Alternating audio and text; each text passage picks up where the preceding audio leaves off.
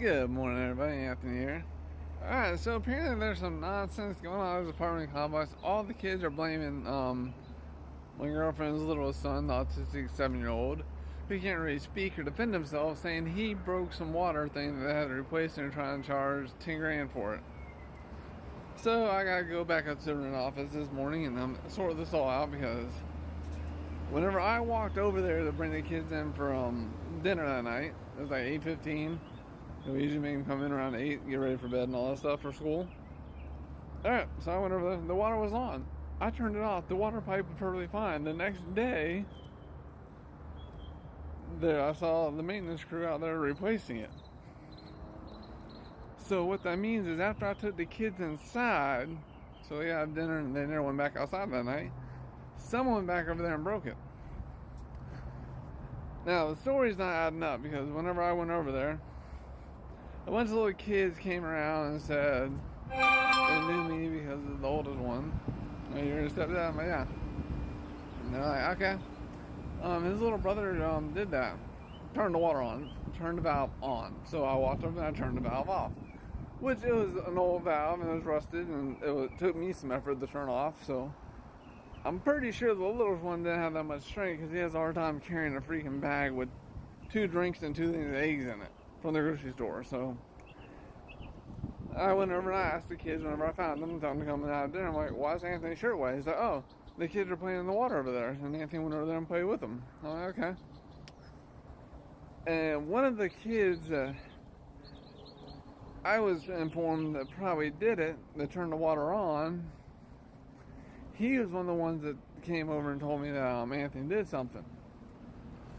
Well, actually, he didn't say it. I think his sister said it to me. But either way. So I'm going to go to her office when I go to replace the air filter, because my girlfriend got the wrong one yesterday for the AC unit. I'm going to replace them. So I hear the kids are trying to say, little man broke the water and that's why y'all had to replace it. I'm like, I want to figure out. So what actually happened with it? Like, why'd y'all have to replace it? Because whenever the water was running, because he might have turned the valve on, I walked over and turned the valve off. There was nothing wrong with that water filter. I turned it off. So I figured out what actually happened, why it broke, and why I had to replace the whole system. Because after 8:15, the kids were inside eating dinner, and the water pipe was perfectly fine. So this is why apartment complexes need security cameras in their parking lot, so they can see what's going on. Especially in low-income apartments like this one. There's all kinds of drug deals, sex transactions, all kinds of stuff that happens in these parking lots. Is it all hush-hush? Because that's why I gotta get my girlfriend out of here, because this is just nonsense. But let's see to the bottom of this. But it's like anything else, y'all. Usually the people pointing the finger are usually the guilty ones. So do your research, do your due diligence, and have your story straight. Take the time to educate yourself. Take the time to control your life. Like I said, this is why I'm not on the lease with my girlfriend, because hell, the even qualify for a 2-bedroom apartment here, the household has to make less than $40,000 to live here.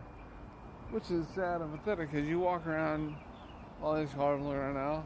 Like, all these cars got Bibles in the mirror, and like, I walk around first thing in the morning and I read the Bible. Hell, I started the day with the Word, but like, people tell me, oh, that's the greatest book, that's the greatest book. I'm like, I agree. It's even better when you follow the principles in it. And everyone will agree, but a few people I want to be a dick to me. Bro, if you're following the principles of the Bible because it's the greatest book like you say, for one, you wouldn't be living off the government, just getting disability and not working, not bringing an income, because Jesus said it best. Be a slave